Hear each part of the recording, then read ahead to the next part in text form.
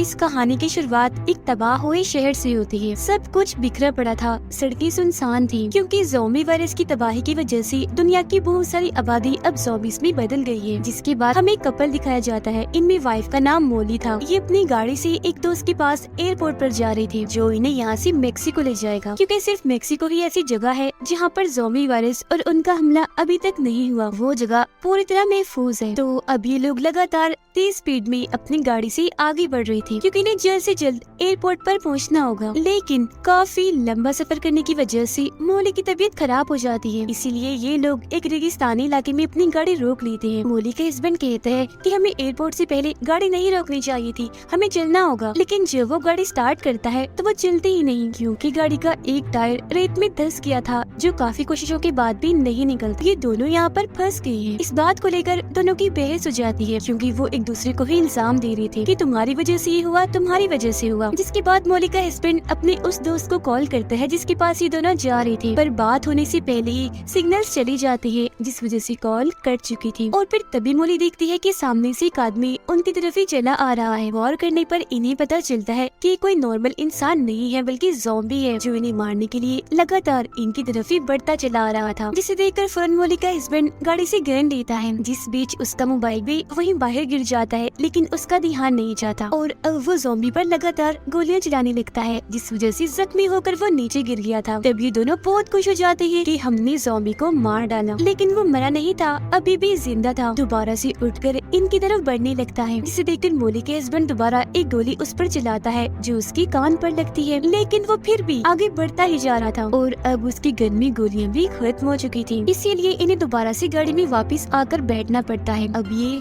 Zombie के यहाँ से जाने का इंतजार करने लगती है, पर वो जा ही नहीं रहा था। तब से इनकी गाड़ी के आसपास ही मंडला रहा था इन्हें मारने के लिए। देखते ही देखते यहाँ रात हो गई थी, पर वो अभी भी बाहर खड़ा होकर खिड़की से इन्हें देखे ही जा रहा था। दरअसल मोली के हस्बैंड से सबसे बड़ी गलती ये हुई थी कि उसने मोबाइल बाहर गिरा दिया था जिसे उठाया भी नहीं था और अब इन्हें किसी तरह मोबाइल हासिल करना था। ये गाड़ी की लाइट जलाती है और देखते हैं कि ज़ॉम्बी बाहर नहीं है। तब चुपके से मोली बाहर आती है और आखिरकार मोबाइल के पास भी पहुँच चुकी थी। लेकिन जब उसका हस्बैंड पीछे था तो तभी ज़ॉम्बी यहाँ आकर उस पर हमला कर देता है और उसने मोली के हस्बैंड को काट कर उसे मार दिया था। उसकी मौत से मोली को काफी दुख तो होता है, पर उसे अपनी जान बचानी थी, इसीलिए वो अपना जरूरी सामान लेकर यहाँ से भाग जाती है फौरन। अगली सुबह वो अपने उस दोस्त को कॉल करती है जो एयरपोर्ट पर इनका इंतजार कर रहा था। मोली उसे कहती है कि गाड़ी खराब है तो आने में मुझे वक्त लगेगा, तो तुम्हें मेरा इंतजार करना होगा। ये बात सुनकर उसे गुस्सा आ गया था, इसीलिए वो मोली का फोन काट देता है। इसीलिए उसे आगे का सफर पैदल ही तय करना था। इंटरनेट पर वो देखती है कि पैदल वहाँ तक जाने का रास्ता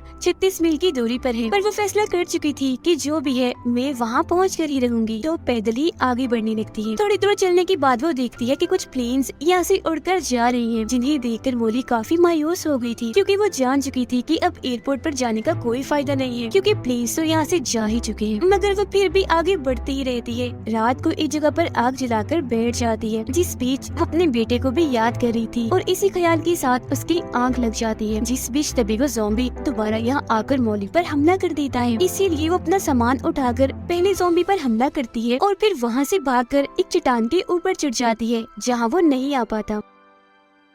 अगली सुबह वो देखती है कि ज़ॉम्बी अभी भी चट्टान के नीचे यानी उसके करीब ही है, जो उसके पास आने की कोशिश कर रहा है। तो वो अपना सामान लेकर यहाँ से दोबारा भागने लगती है। हालांकि ज़ॉम्बी भी उसका पीछा करता है, पर वो आराम आराम से चल रहा था तो इतनी आसानी से उस तक नहीं पहुँच सकता था। लेकिन जब मोली एक जगह पर रुक गई थी तो दोबारा से वो उसके पास आने लगता है। अब यहाँ वो पत्थर से उसे डराकर भगाने की कोशिश भी करती है, पर वो उसे नजरअंदाज करके उसकी तरफ बढ़ता ही चला जा रहा था। और यहाँ एक बार फिर रात हो जाती है, इसलिए मोली एक चट्टान के ऊपर आग जलाकर बैठ जाती है क्योंकि वो जानती थी कि ज़ॉम्बी चट्टान पर नहीं आ सकता, तो वो यहाँ महफूज है। अब अगली सुबह उसे दोबारा अपने दोस्त की कॉल आती है। वो उसे कल सुबह तक का टाइम देता है, कहता है कि अगर तुम कल सुबह तक एयरपोर्ट पर आ गई तो ठीक है, वरना हम तुम्हें छोड़कर यहाँ से निकल जाएंगे। जिसका मतलब था कि एक मौका अभी भी उसके पास था यहाँ से निकलकर अपनी जान बचाने का। इसीलिए वो दोबारा से आगे बढ़ने लगती है, लेकिन ज़ॉम्बी तो अभी तक उसका पीछे नहीं छूटता। उसके खाने पीने का सामान भी खत्म हो गया था, जिस वजह से उसे कमजोर कमजोरी हो रही थी और पानी की कमी तो बहुत थी। ऊपर से गर्मी भी बढ़ती जा रही थी। यहाँ वो रुक भी नहीं सकती थी क्योंकि ज़ॉम्बी उस पर हमला करके उसे मार देगा। लेकिन काफी तक जाने की वजह से उसकी आंखें बंद होने लगती है और फिर तभी यहाँ रेत का एक काफी बड़ा तूफान आ जाता है, जिस तूफान में वो ज़ॉम्बी के साथ फंस जाती है और बेहोश हो गई थी। फिर जब उसे होश आती है तो वहाँ से एक गाड़ी गुजर रही थी। वो उन्हें आवाज लगाकर रोक लेती है, जिसके अंदर से दो आदमी बाहर आते हैं। सबसे पहले वो मोली को पीने के लिए पानी देते हैं। वो फिर इन्हें बताती है कि मुझे एयरपोर्ट जाना है, तभी मैं यहाँ से निकल सकती हूँ, तो प्लीज आप मुझे ले चलिए। तो अब ये लोग मोली को गाड़ी में बिठाते हैं। वो देखती है कि मेरा बैग मेरे पास नहीं है। कहती है कि शायद वो वहीं गिर गया होगा जहाँ मैं बेहोश पड़ी थी। तो अब ये दोनों उसका बैग लेने के लिए चले जाते हैं। गाड़ी में मोली खून के निशान देखती है, जिससे वो समझ गई थी कि ये दोनों कोई शरीफ लोग नहीं है बल्कि खूनी है। वो घबरा गई थी। फिर ये दोनों लड़की वापस गाड़ी में आकर मोली से कहती है कि हमें भी एयरपोर्ट जाना है, तो तुम हमें भी वहाँ जाने का रास्ता बता दो। जब ना चाहते हुए भी उसे इन्हें रास्ता बताना ही पड़ता है, जिसकी फौरन बाद ही उसे गाड़ी से बाहर लाकर मारने लगती है। चाकू निकालकर जैसे उसकी जान लेने वाली होती है कि तभी मोली जोर जोर से चिल्लाने लगती है। उसकी चीख के साथ ही रेत हिलता है और उसमें हलचल हो रही थी और अगले ही पल उसमें से वो ज़ॉम्बी बाहर निकल कर आता है जो कई दिनों से मोली के पीछे था, पर वो भी तूफान के साथ बेहोश हो गया था। और अब वो उस जगह पर आता है जहाँ ये दोनों लोग मोली को मार रहे थे। उन पर हमला करके एक आदमी को वो काट लेता है, जो देखकर दूसरा लड़का गाड़ी लेकर फौरन यहाँ से निकल जाता है। गाड़ी में से कुछ खाने पीने और जरूरी सामान निकल कर मोली के पास गिर जाता है, लेकिन वो एक बार फिर इस सुनसान रेगिस्तान में फंस गई थी, जहाँ वो ज़ॉम्बी दोबारा से इसकी तरफ ही आ रहा था। जिसे देख वो सोच में पड़ जाती है कि क्या मुझे ज़ॉम्बी पर यकीन करना चाहिए या नहीं, क्योंकि आखिर ज़ॉम्बी ने उसकी जान बचाई थी। लेकिन ये भी सच है कि आखिर वो है तो एक ज़ॉम्बी ही। अब मोली के पास यहाँ एक कश्ती भी थी जो उस गाड़ी में से ही गिरी थी, जिसमें सामान रखकर वो उसे घसीट रही थी, पर थकी होने की वजह से रस्सी उसे खींची नहीं जाती, इसीलिए अब वो ज़ॉम्बी पर भरोसा कर ही लेती है। उसके गले में कश्ती की रस्सी डालकर उसमें सामान रखती है, जिसे खींचकर ज़ॉम्बी आगे बढ़ रहा था, तो वो भी उसके साथ साथ आगे बढ़ती रहती है। उसकी यहाँ एक किस्म की ज़ॉम्बी से दोस्ती हो गई थी। वो उसे अब अपनी कहानी सुनाने लगती है कि पहले मैं एक डांसर हुआ करती थी। मेरी बहुत ही छोटी उम्र में शादी हो गई, जिसके बाद मेरा बेटा पैदा हुआ, लेकिन क्योंकि मैं उस वक्त उसकी देखभाल नहीं कर सकती थी, इसलिए मैंने अपना बेटा अपनी बहन को दे दिया। मेरी बहन ने ही उसे पाल पोस कर बड़ा किया और आज भी वो वही है। मैं उसे बहुत याद करती हूँ। वो फैसला करती है कि मैं अभी ज़ॉम्बी को ट्रेन करूंगी, सब इसे सिखाऊंगी। अगर इसने मेरा कहा माना तो इसे मैं अपने साथ ले जाऊंगी, और अगर नहीं तो इसे यही रेगिस्तान में छोड़ दूंगी। लेकिन वो ज़ॉम्बी तो उसका सारा कहना ही मान रहा था। तो अभी लोग आगे बढ़ते हैं और मेन रोड तक आ गए थे। मोली गाड़ी के आने का इंतजार करने लगती है ताकि यहाँ से निकल सके।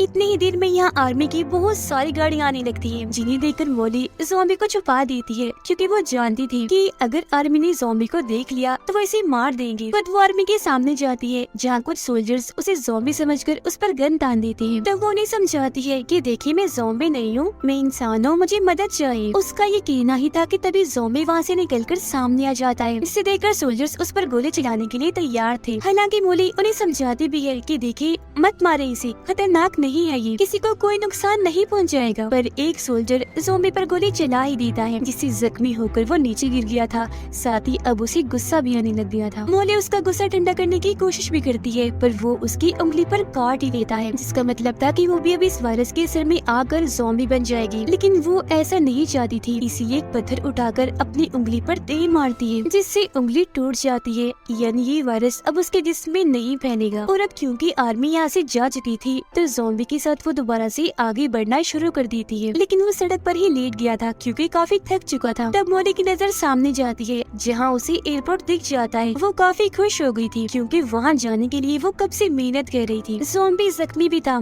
इसलिए सड़क से उठ ही नहीं पा रहा था। इसे देखकर मोली समझ जाती है कि वो दर्द में है, इसीलिए उसे दर्द से छुटकारा देना होगा। तो वो एक पत्थर उठाती है और ना चाहते हुए भी उसे ज़ॉम्बी पर दे मारती है, जिससे उसकी आखिरकार मौत ही हो जाती है। आगे बढ़ते हुए वो अपने दो दोस्तों के पास पहुंच गई थी, जो इसे मेक्सिको ले जाएंगे, जहां ये वायरस अभी तक नहीं आया। लेकिन यहाँ से निकलने से पहले वो अपनी बहन को कॉल करती है, जहाँ उसका बेटा भी था। फोन उसका बेटा ही उठाता है, जो बहुत ज्यादा डरा हुआ था। बताता है कि मुझे घर में कैद किया हुआ है, क्योंकि बाहर बहुत सारे ज़ॉम्बीज है जो अंदर आने की कोशिश कर रहे हैं मुझे मारने के लिए। जो सुनकर मोली अपने बेटे के लिए काफी परेशान होने लगी थी, क्योंकि उसे लग रहा था कि शायद मेरी बड़ी बहन भी इस ज़ॉम्बी वायरस की लपेट में आ चुकी जाती है या वो भी मारी गई है। वो जानती थी कि मेरे बेटे को इस वक्त मेरी जरूरत है, इसीलिए वो मेक्सिको जाने का फैसला बदलकर अपनी बहन के घर जाने का फैसला करती है और उसके दोनों दोस्त यहाँ से निकल जाते हैं। वो गाड़ी में बैठकर ज़ॉम्बीज़ को मारते हुए आखिर उस जगह पर पहुँच जाती है जहाँ उसकी बहन का घर था। यहाँ सब कुछ तबाह बर्बाद हुआ पड़ा था। वो अब जैसे अपने बहन के घर में आती है तो उसे ये जानकर काफी दुख होता है कि मेरी बहन और उसका हस्बैंड मारे गए हैं, क्योंकि वहाँ शीशे पर खून से कुछ लिखा हुआ था। वो फौरन अपने बेटे के कमरे में जाती है जो अपने टेंट में ही छुपा हुआ था मगर काफी डरा हुआ लग रहा था। अपने बेटे को सही सलामत देकर वो काफी खुश हो जाती है और फौरन उसे लेकर नीचे आती है जहाँ दरवाजे पर बहुत सारे ज़ॉम्बीज़ थे जो अंदर आने की कोशिश में लगे हुए थे। वो अपने बेटे को कहती है कि तुम बस मेरे पीछे रहना और हाथ में बेलचा उठा लेती है। दरवाजा जैसे ही खुलता है वो ज़ॉम्बीज़ पर हमला करके सबको ही मार डालती है और इस तरह से खुद की और अपने बेटे की जान बचा लेती है, सिर्फ अपनी बहादुरी की वजह से, क्योंकि पिछले काफी वक्त से वो इतनी बड़ी बड़ी मुश्किलात का सामना कर रही थी, इसीलिए जान चुकी थी कि इनसे कैसे निपटना है। और इसी के साथ ये कहानी इधर ही खत्म हो जाती है।